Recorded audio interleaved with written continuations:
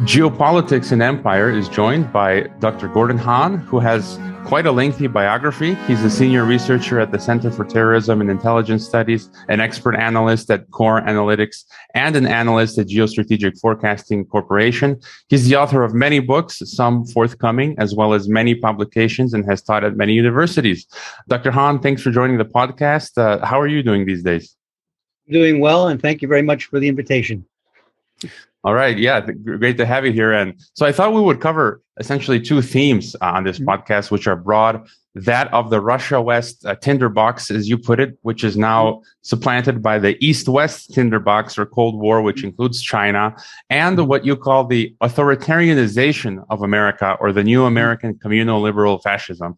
So starting with the geopolitical Tinderbox, over the past year, we've seen hotspots in the Russia-West Tinderbox flare up in the Donbass, Black Sea, Ukraine, Nord Sea 2, NATO expansion and war games, Belarus, and on it goes. And, I have to reiterate, the essays that you publish on your website are, I think, masterful. They're lengthy, yet they don't waste or mince words, and you lay out objectively what is really happening. So I know there's much to cover, but could you give us kind of the key drivers of the Russia-West conflict and what you might expect for the future?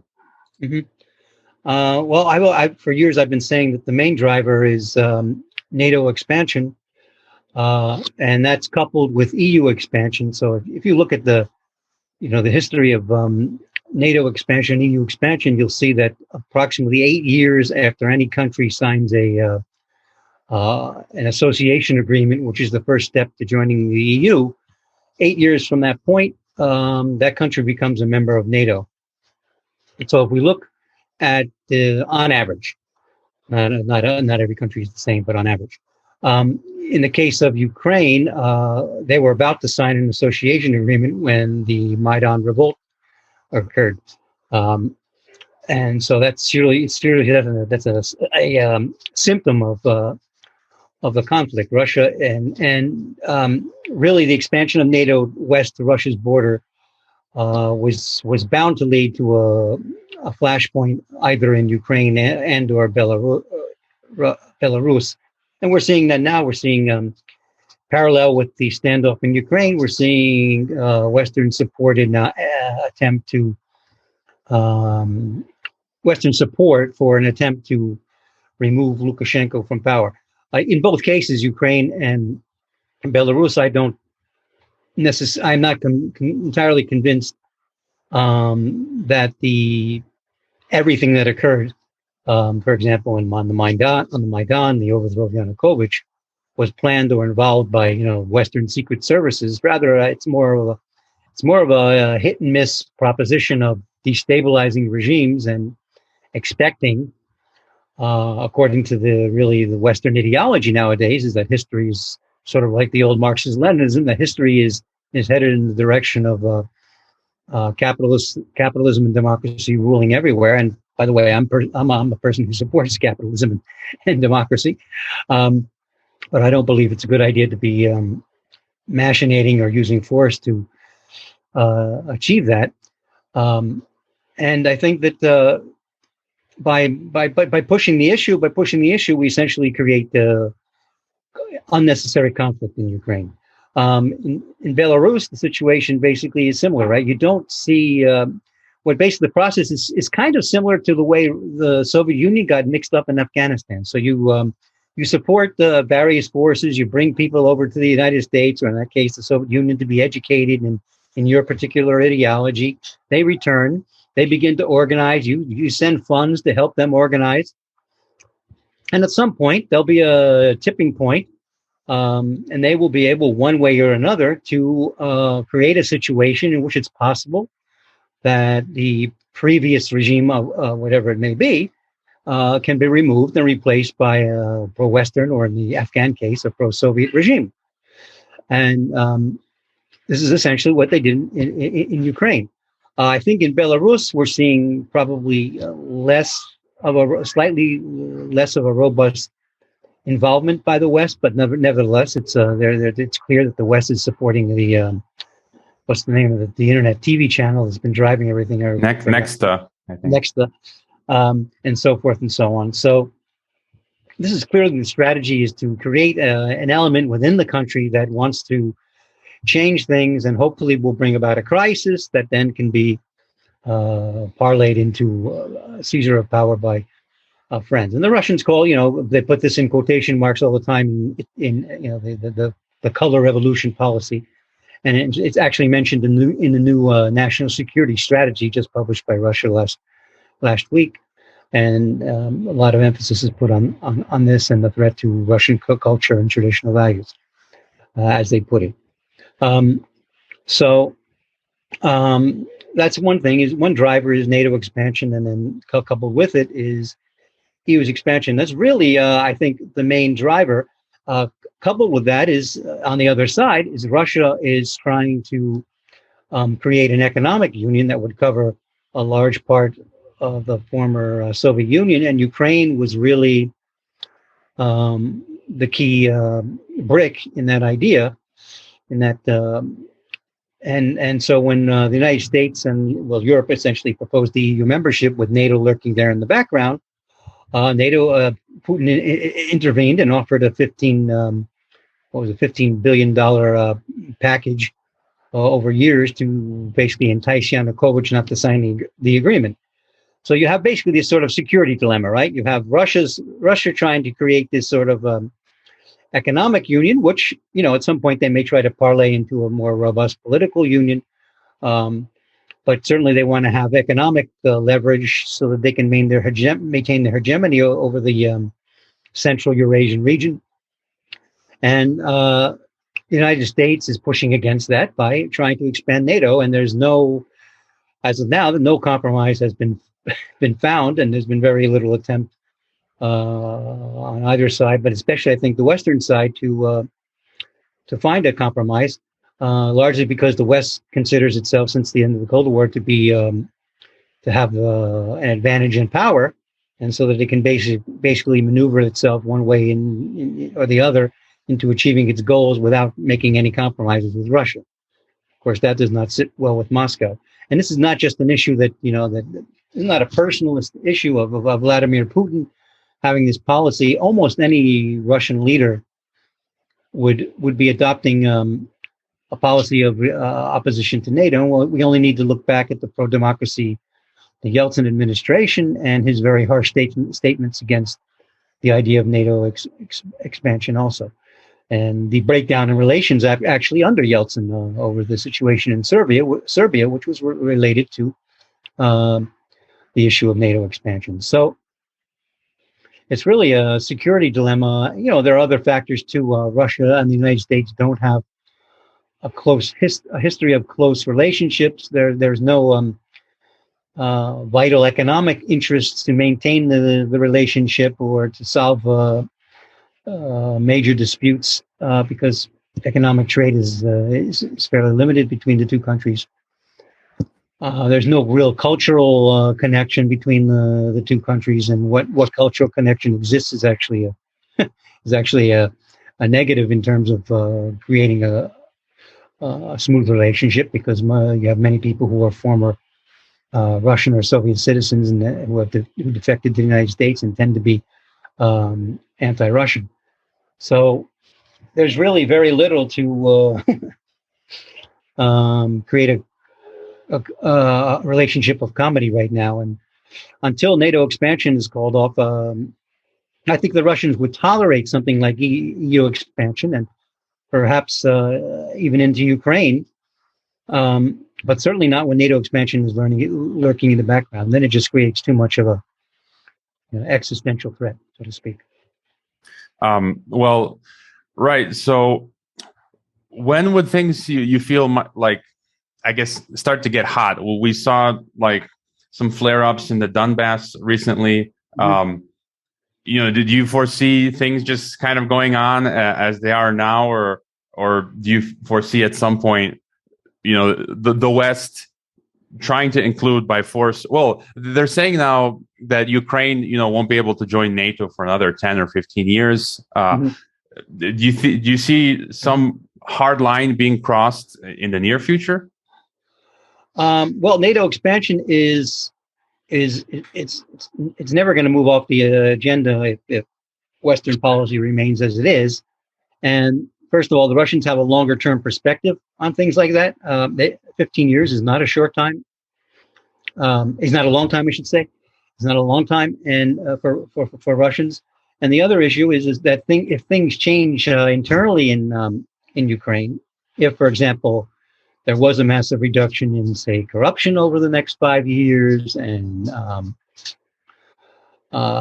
Kiev was managed to subdue any reluctance in what used to be called Malorussia, in the southeastern part of Ukraine, towards the imposition of Western Ukraine's will on them, and that means things like no Russian schools, no Russian language schools, perhaps even no speaking Russian in public is on the agenda. Things of this sort. If they were managed to impose their will and change the attitudes in southeastern Ukraine, and then somehow overcome the Donbass issue, Ukraine would become a member of NATO. There's no doubt about it. There's no doubt in my mind. That's one of the reasons why Putin is very happy to keep the situation in Donbass percolating. And one of the stipulations for an agreement is that Ukraine be an independent state, that is a neutral state. Russia will not allow Donbass to be reincorporated fully into Ukraine again, unless there's a constitutional amendment clause in the Ukrainian constitution that declares it a neutral state that will not enter into any military blocs. Then the issue of economic blocs perhaps could be resolved through talks. Some kind of joint economic cooperation with Ukraine between the EU and the Russia's Eurasian Union, something like that. Or maybe Russia would just be satisfied with a ban on NATO membership and be willing to compete for Ukraine with the European Union. And hope that there's some kind of substantial change in the domestic orientation of Ukraine. Highly unlikely under the scenario I painted, but still nonetheless, it's certainly possible.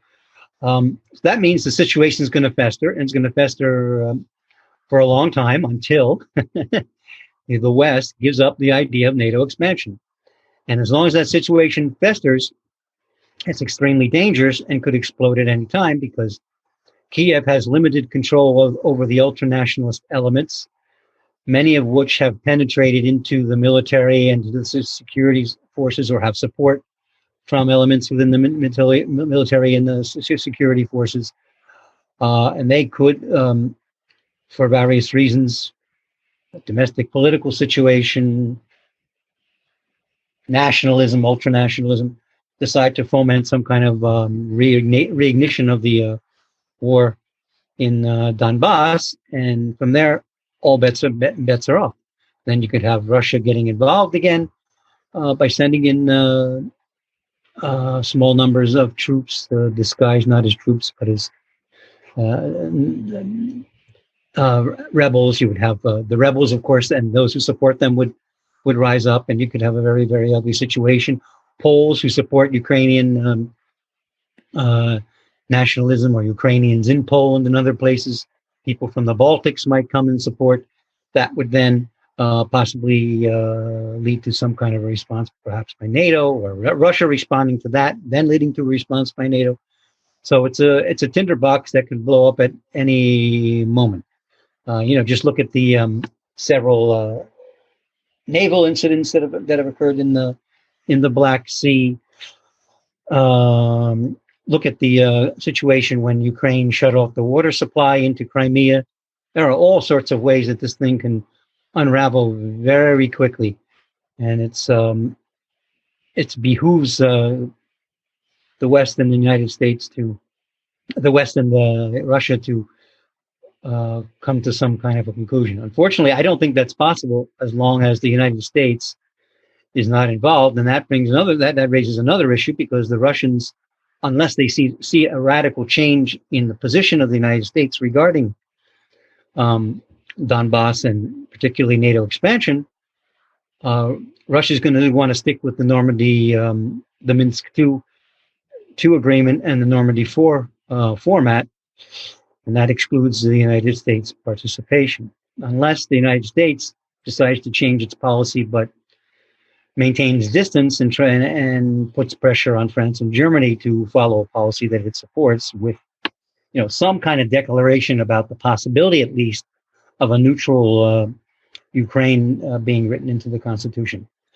Other than that, the situation is going to fester, and probably sooner or later it's going to spin out of control. Whether it turns into a major war between the West and Russia is another question, but and that's impossible to predict.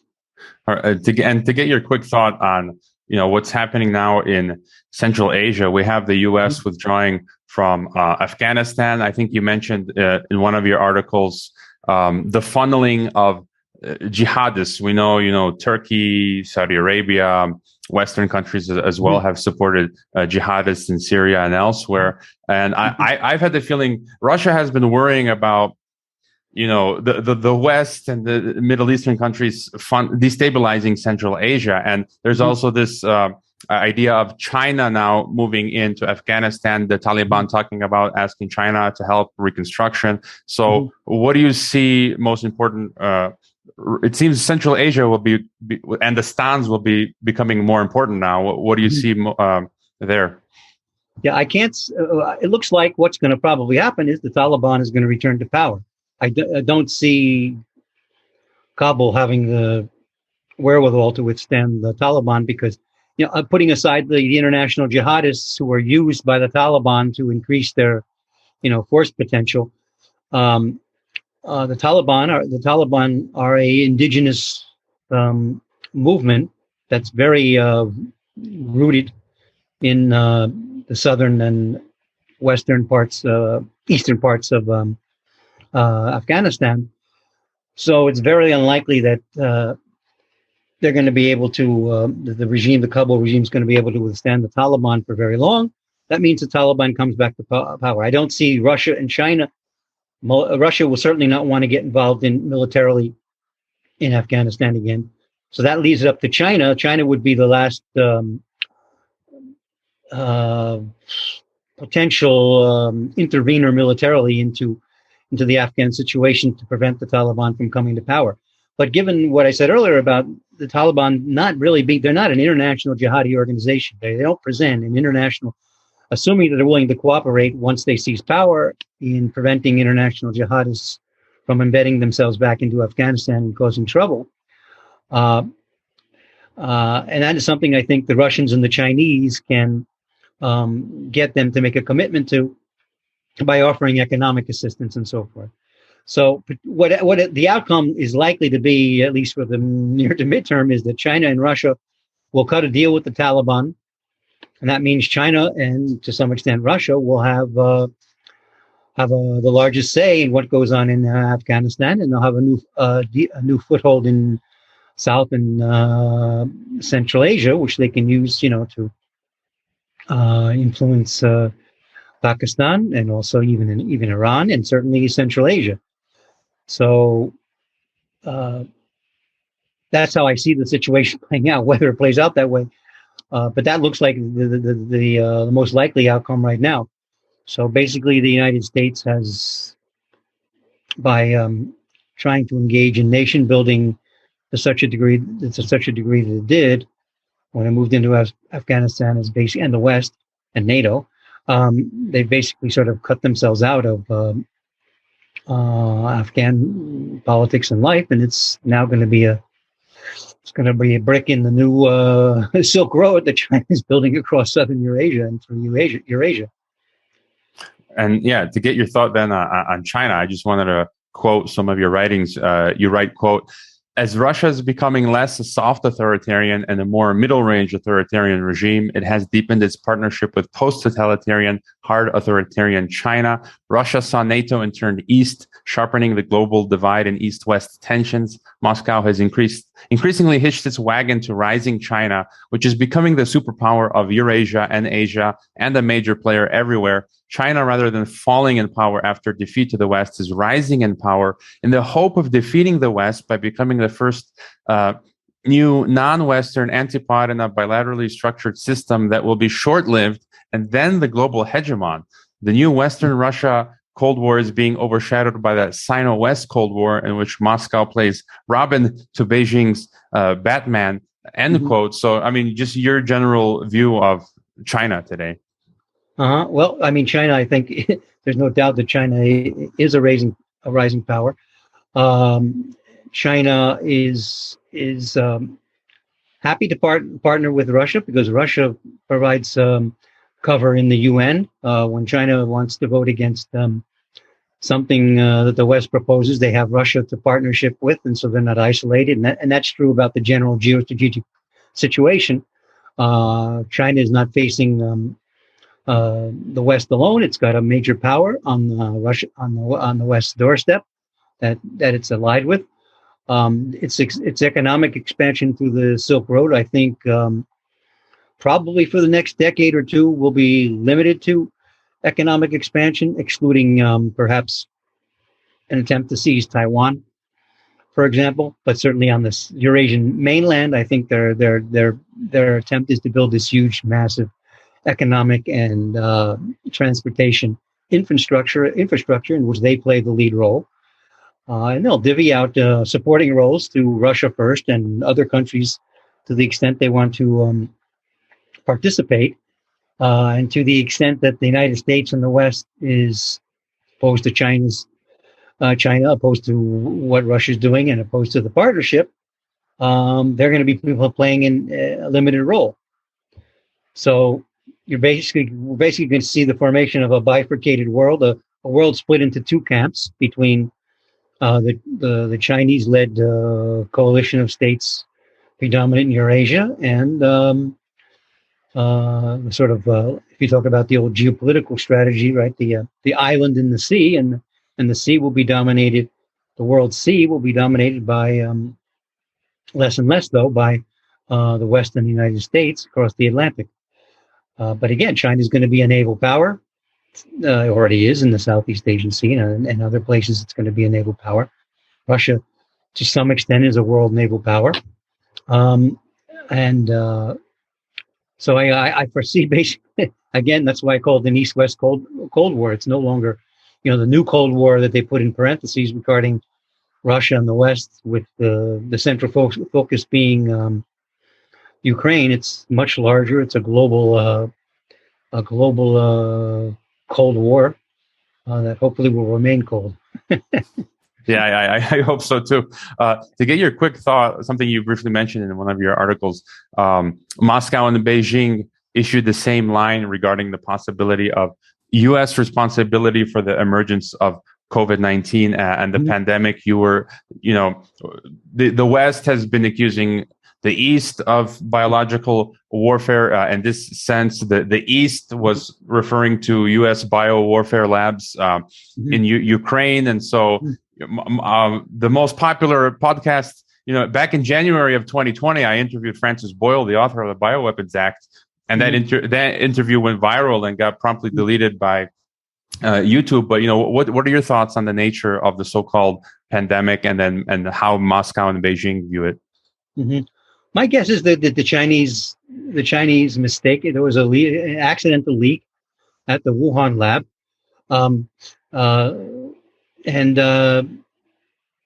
that was one of the attempt to sort of cover up and probably doubt about how to deal with it. Similar to the way the late Soviet Union under Gorbachev didn't really know how to react to Chernobyl. And as a result, they didn't want to close down travel inside China. They didn't want to close down international travel immediately because they didn't want to tip their hand as to what was going on or what was happening. And that helped the thing to spread somewhat more rapidly. And they basically there's no way out. It's highly unlikely that the Chinese are going to admit that they were the source of the problem. That principally in the age of disinformation and propaganda, there's no reason to admit anything you do wrong, because there's so much information and so much propaganda and so many opinions out there that most parties, if they're cynical enough, are just better off continuing to lie. So they're going to probably just continue to deny that it was accidental. And one way to do that is to issue propaganda blaming the United States. I remember at one point they were saying a group of American military or intelligence had visited China and they brought it in. It's indicative that Russia and China, 2 days apart, sent signals that they believed that the United States was somehow to blame for it.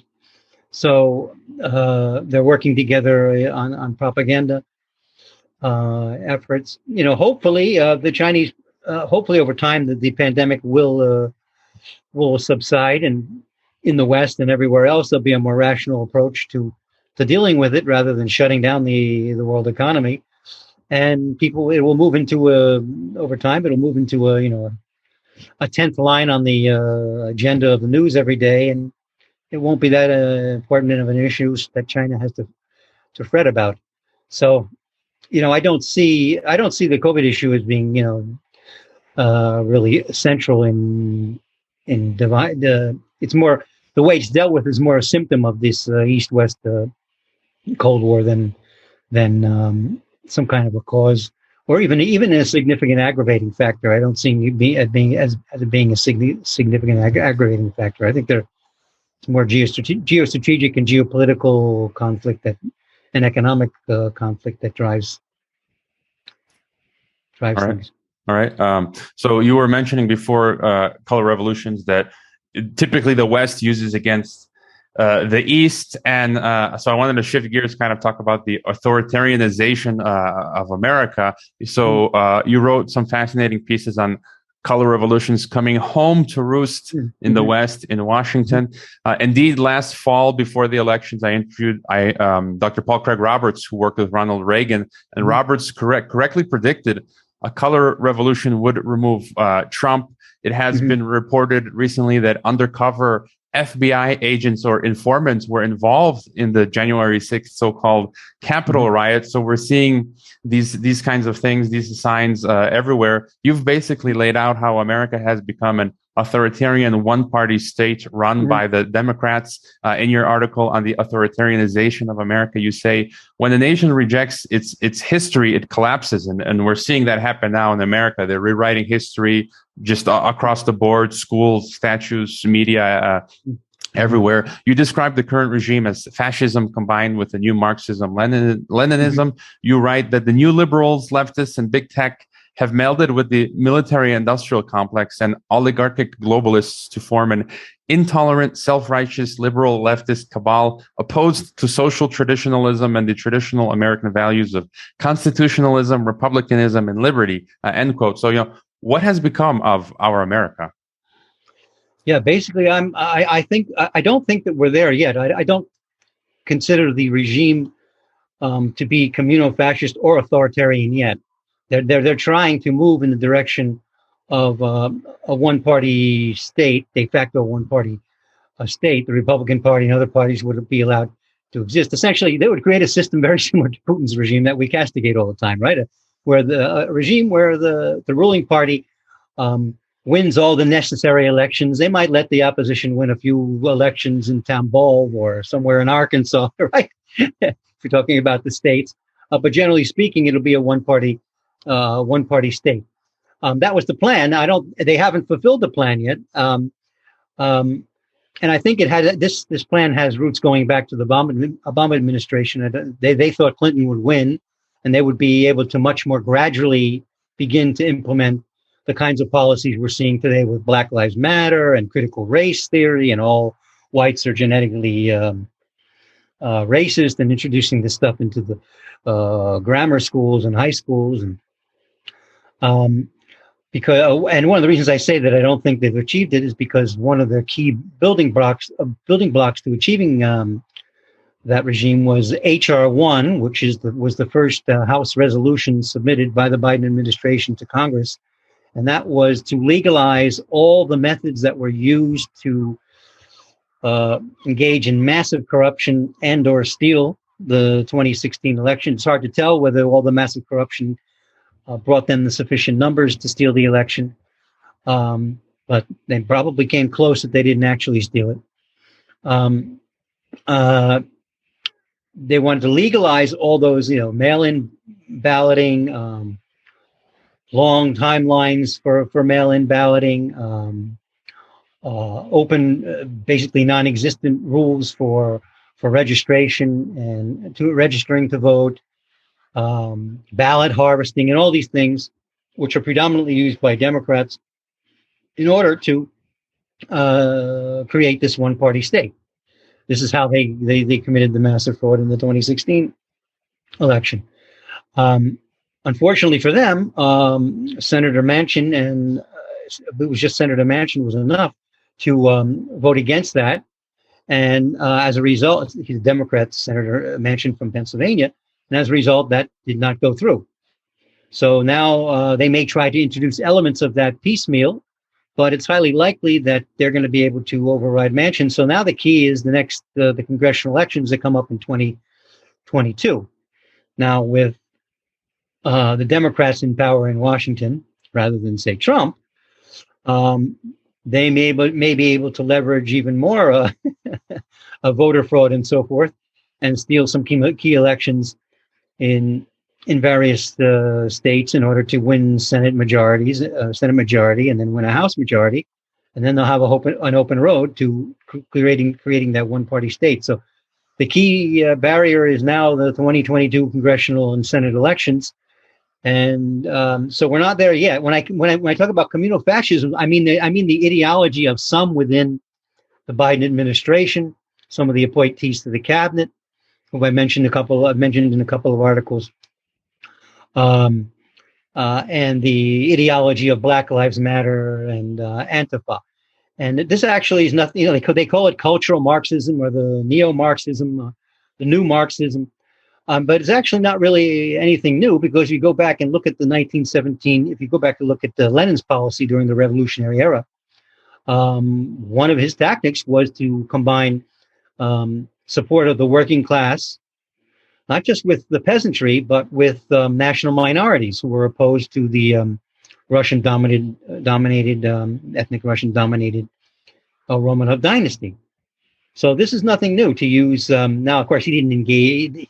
There was no ideology of. Well, there was something close to that of accusing Russians of being genetically racist, but certainly the idea that all these other small peoples, the Armenians, the Jews, and all these groups were victims of Russian chauvinism, which to an extent was true. In this case, in the United States, it's not true. There is no structural racism in the United States.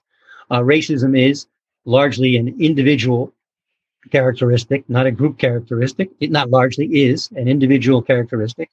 Has nothing to do with genes. Has nothing to do with the American Constitution. And in my opinion, there's actually, per capita, there is more racism amongst the minority populations in the United States, that is amongst the African-American population, perhaps amongst the Hispanic population, and perhaps even more sexism amongst the feminists than amongst the males these days in the United States. And all you need to do is look at the education system, look at the university system. I talk about the education system, I mean the first and secondary levels, and the university system. You look what's beginning to be introduced, the critical race theory, into now the military, into Raytheon Corporation, into all the schools. In California, it's going to become mandatory. Articles being published in the Psychology's, I believe it's their chief their main scholarly journal, openly saying that white people are genetically racist. In a scholarly journal. I mean, this is the kind of thing you would have seen in 1936 Nazi Germany, and not even. I don't think the Nazis were publishing many scholarly articles, as far as I know. Now they may have allies who were doing so, right? So this is actually there's nothing really here new. This is just human self-aggrandizement and propensity to need someone to hate, lust for power. That's all. This is nothing new. Yeah, I mean, I growing up in the U.S., I never even thought about race and these things, and I had friends, people from all walks, ethnicities, and races, and I myself even became, a Mexican, which being a Mexican is considered a minority in the U.S. So I'm a Mexican citizen now, and it's like I'm not even thinking about these things until they're bringing this up every day obsessively. I'm like, it's quite an interesting phenomenon that you have an administration now that's claiming that we have a structurally, institutionally racist regime, a regime at the same time Biden has served for the last 30 years. Kamala Harris has served for the last few years in the Senate. At the same time, a regime that basically left the borders open. And what happened? Minorities decided to come to this terribly racist regime. Tens, hundreds of thousands of people from Latin America ran to the border to enter the state with an institutionally structuralist racist regime. How is that? Can someone explain that to me? Where are all the African American people who are defectors moving out of the United States because of racism?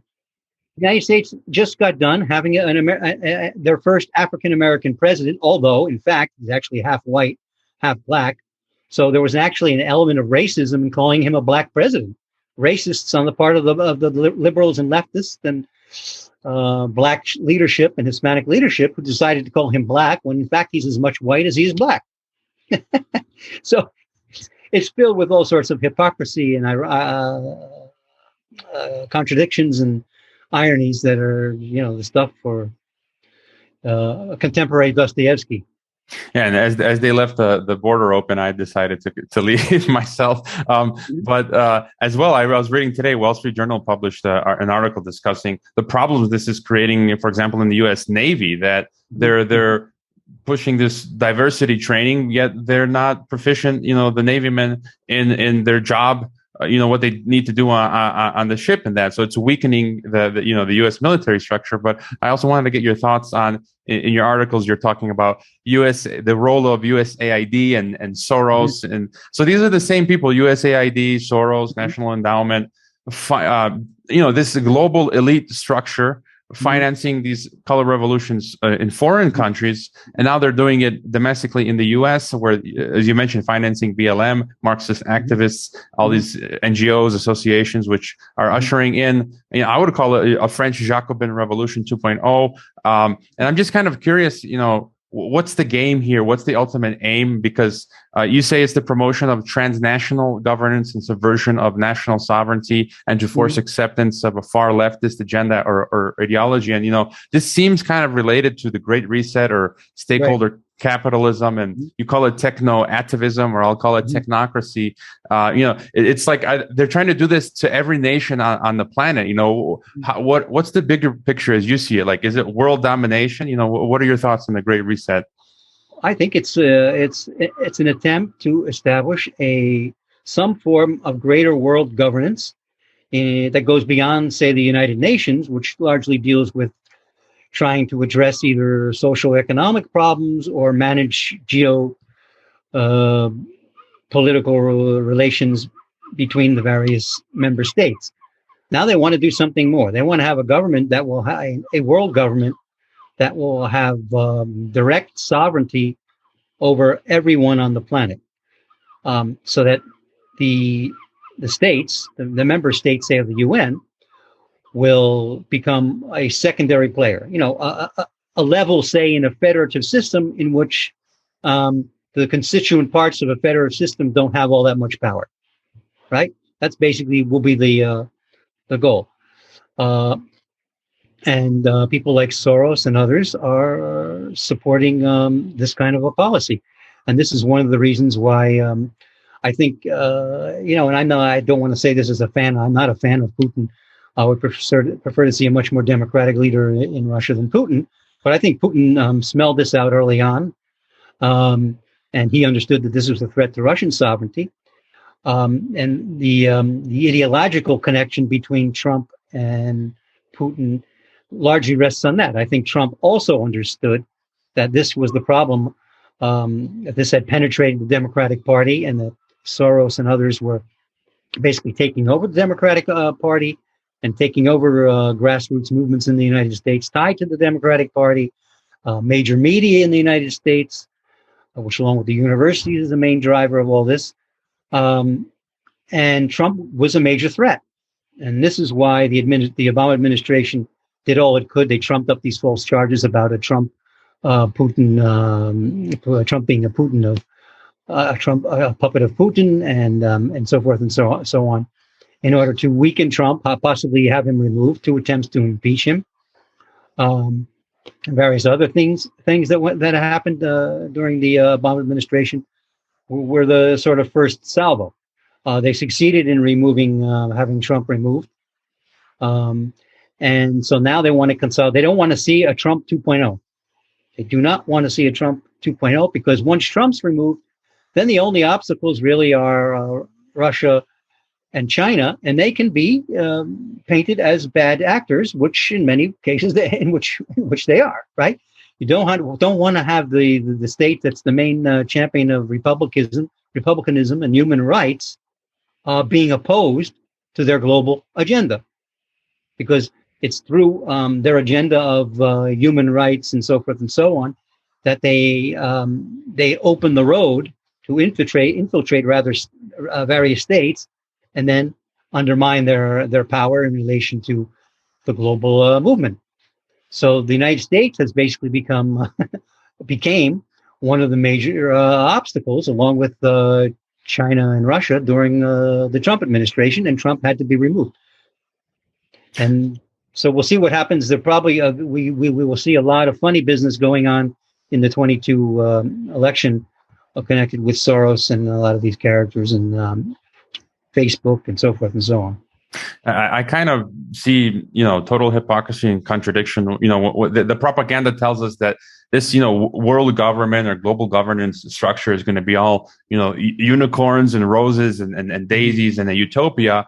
Meanwhile, as you described, the tactics that they are using to build it right now are totalitarian. So if what they're doing now to build it is totalitarian, I mean, how do you get to some peaceful democratic, global government? I view that it will be, if they would achieve it, it would be like a totalitarian world government, and then there'd be nowhere to run.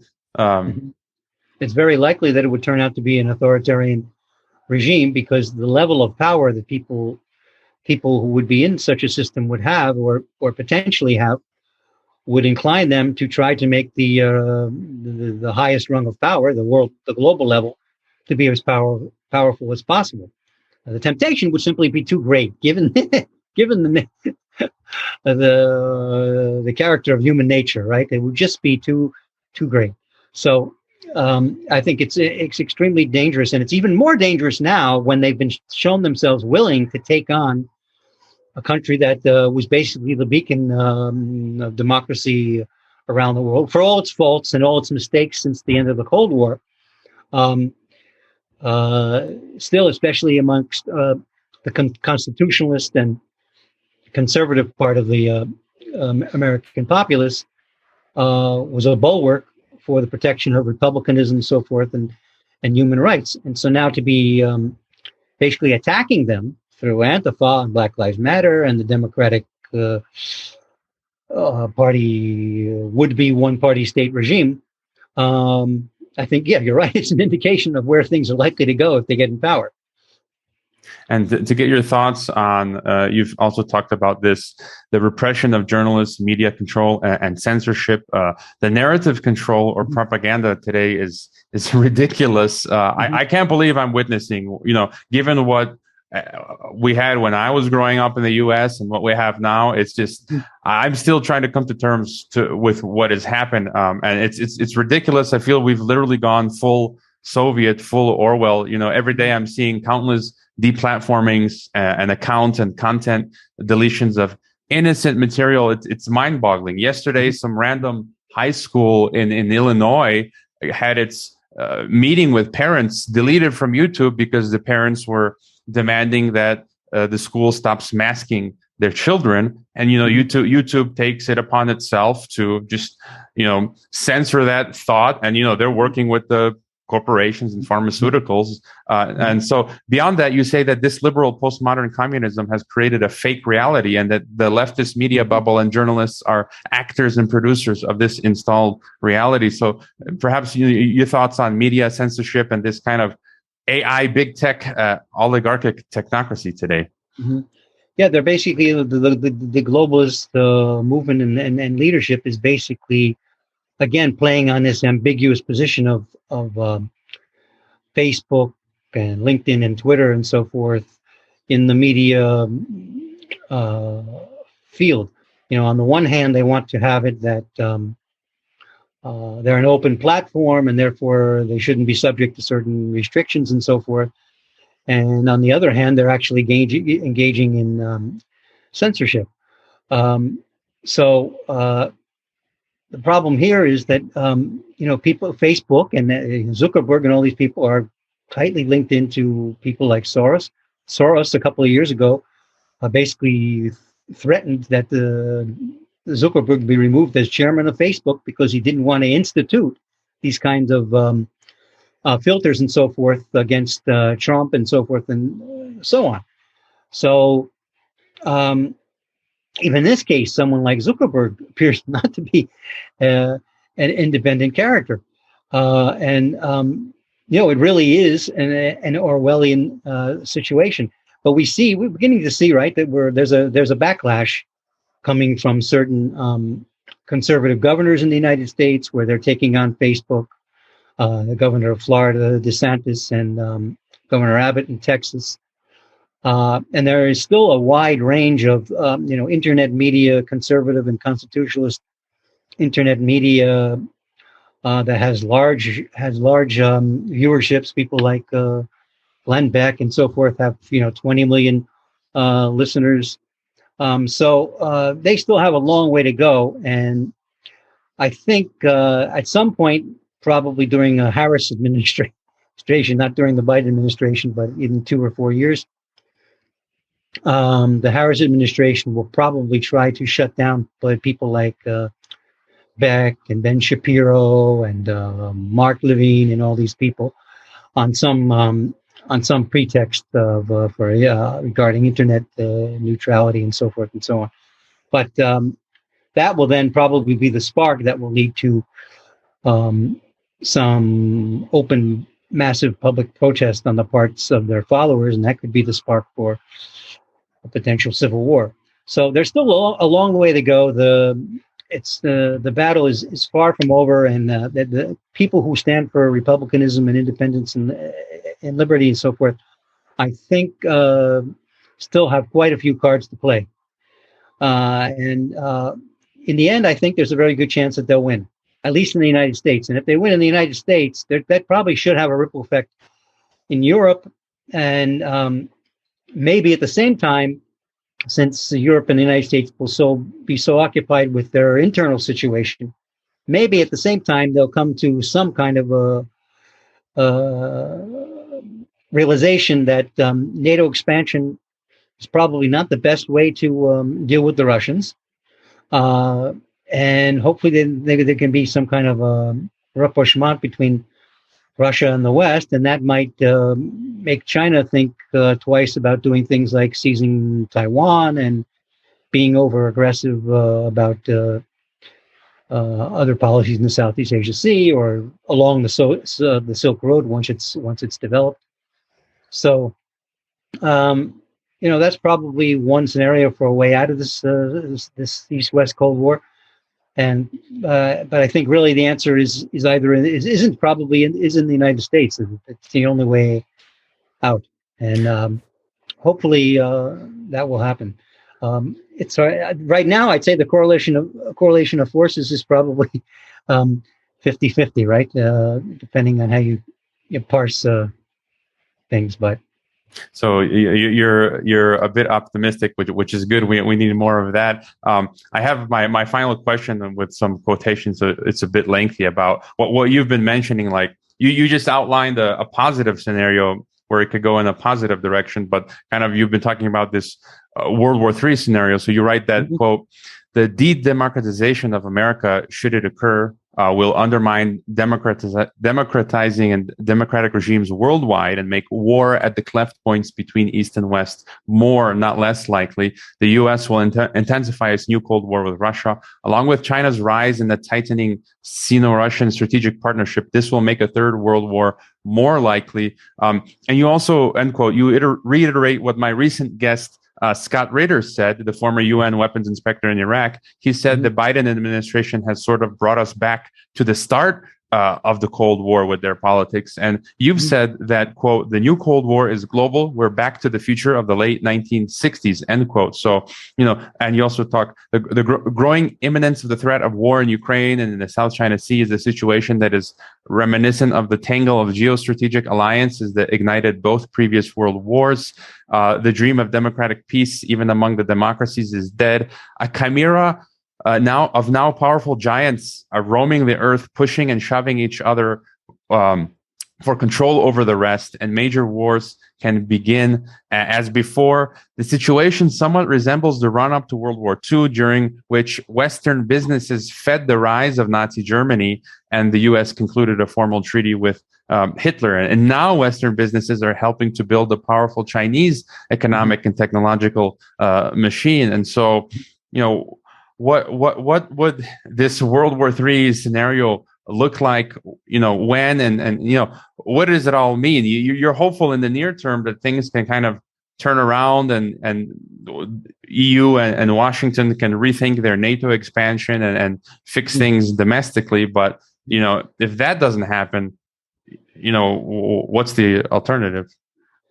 Yeah, you made one mistake when you read it. It was the USSR's treaty with Hitler, not the U.S. treaty with Hitler. Obviously. So, I think. Basically, I do think that that's what's happening right now. You see us. We're feeding the growing giant. But I also made another point that in the same article, and I think that this is an important one to make, that China has its own vulnerabilities. Its economy is very dependent on the U.S. economy, just as our economy is dependent on their economy, though that's not necessarily an obstacle to conflict. And the other thing is that there is a significant portion of the population of China that would like to see far more freedom. And we saw that break out, 30 years ago, almost now, more than actually 30 years ago. And this means that China needs to get beyond that point that the Russia and many other former communist regimes went, and that is destroying the one-party dictatorship. Again, we have the situation in Russia. In Putin's Russia is not a one-party dictatorship; it's a one-party predominance, with lots of other parties allowed to operate and occasionally allowed to win elections. In China, you have a completely different scenario. And once there's a push to try to remove that one-party system, either to move to a fake multi-party system, sort of something like that exists in Russia, or the Biden people plan for the United States, or create an actual democracy, there can be some grave political instability that would throw the Chinese railroad train off the tracks. So that's something that needs to be taken into account too. China doesn't isn't necessarily destined to become the world hegemon, although there's much potential, and right now it's headed in that direction by its side. Its economy is still very ineffective per capita. It's not as strong as the United States. It's by volume it is because of the population, but per capita it's not as strong as the United States. So China still has a way to go, and one can't exclude a scenario similar to that occurred, before the communists began to seize full power across China in the 1920s. When you have basically warlord factionalism of some sort, and you have a dissolution of the state, and even a civil war as a result of some move against the one-party dictatorship. So, for example, in an economic crisis, in a world economic depression, for example, something like that could be sparked, or resistance against some kind of involvement in a war in China. So, say a war with Taiwan. So, China is not out of the by any stretch of the imagination out of the woods yet. So that's another scenario for getting out of this, getting off the road that we're now on. All right. Do you have any final thoughts for us? Well, not really. I would just urge people to try to remain calm, read a lot, use your mind and not your emotions. And, wherever you can, try to explain to people, the importance of having as much freedom as you can have. Now, that doesn't mean it has to go overboard to the extent where there are no responsibilities, and minorities can inflict some kind of radical point of view on majorities. It means having a set of institutions that take into account public opinion and create a representative government that reflects the public opinion, and that that leads to changes of power and rapid changes of people who sit in power. Final thought on that would be one crucial element of any kind of reawakening in the United States would be term limits. There has to be term limits, because one of the big drivers of all this is the corruption and people sitting in Congress for many, many years, which allows people like Soros and others to sink their teeth into them. And then there's no way out. They want to stay in power. They have to whistle to their tune. And so I think that would be very important for the United States, and also for other democracies, not to mention non-democracies, to have, some kind of serious term limits and an end to the revolving door between business and the powers that be. Where would be the best place for people to find you online? And is there any book or project or website that we should know about in particular? Mm-hmm. Well, I'm on Facebook. I left Twitter a while back. I've been thinking about leaving Facebook for now. I'm on Facebook. I have my website, gordonhahn.com, where I publish mostly articles about Russian and Eurasian politics. I've been moving in a different direction lately, looking at cultural issues. And so I have one new book coming out on the history of, this isn't so much a cultural book, but it has some cultural elements in it. A history of Russian Western relations that looks at the way in which Western actions and influence helped create Russia, and at the same time created a backlash within Russia, which is a foundation of this Russian-Western relationship I call the Russian dilemma. And then I'm writing a new book on something called using the Russian. Right now, I'm hoping to have a Russian word as the title of the book. It's called celostnost. Celostnost means essentially wholeness. That is integrality, or integrity, but not in the sense of honesty, but in the sense of a unified whole. And in that book, I'm making an argument that there's a tendency in Russian culture that extends actually into political culture that seeks unity and a transcendental aspiration for absolutes. One of those absolutes is kind of unity, and it emerges from the Orthodox religion that gained a foothold in ancient Kiev and Rus, and then developed in Russia, and then developed in Muscovite Russia, and continued into Imperial Russia.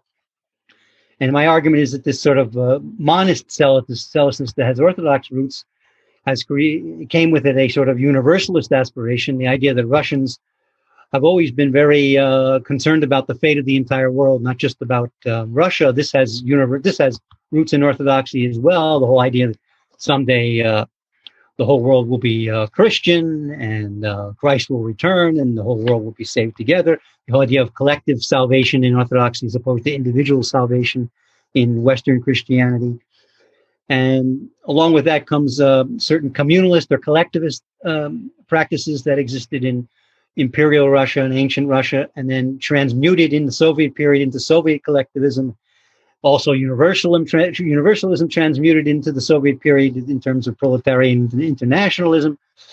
And then the final aspect, the final form of selflessness is what I call solidarity or solidarism or unity. And this is a quest for national, maximizing of national, political, cultural, and social unity. And I argue that is a result in some ways of the previous three forms of selflessness. And then I try to caution, and I would caution others to not to take this as some kind of a predestination of authoritarianism in Russia by any means.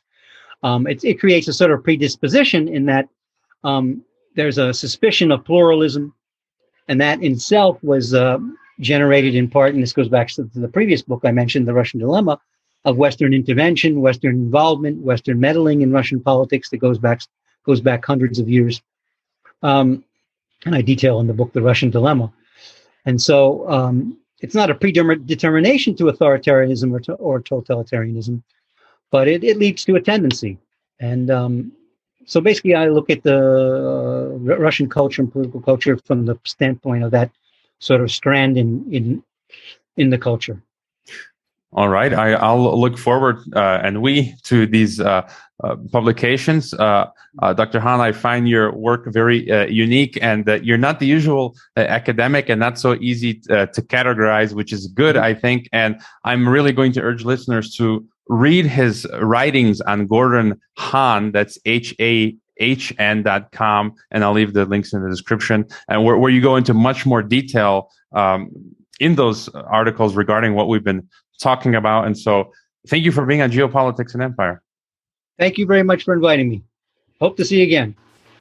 I hope you enjoyed this Geopolitics and Empire podcast interview. The website is geopoliticsandempire.com, and I encourage you to sign up for the free email list through which you can receive an update of every new podcast, as well as a long list of key news headlines once a week. We're being heavily censored. YouTube has deleted some of our videos, and we currently have one strike. Patreon has terminated our account. Facebook has restricted our page, and Reddit has been deleting posts. Our favorite social media channels are Telegram and Twitter. The best places to watch the podcast beyond YouTube are on Odyssey, BitChute, and Brighteon. The best places to listen to the podcast are on SoundCloud, Apple, Spotify, Google, or on any other podcast app. To help keep this podcast alive, leave a review on Apple Podcasts and wherever else. Subscribe to all our platforms and leave a donation if possible via Subscribestar, PayPal, Bitcoin, or Ethereum. You can also find us on MeWe, Minds, Gab, Float, VK, LinkedIn, and Instagram. Thanks for listening.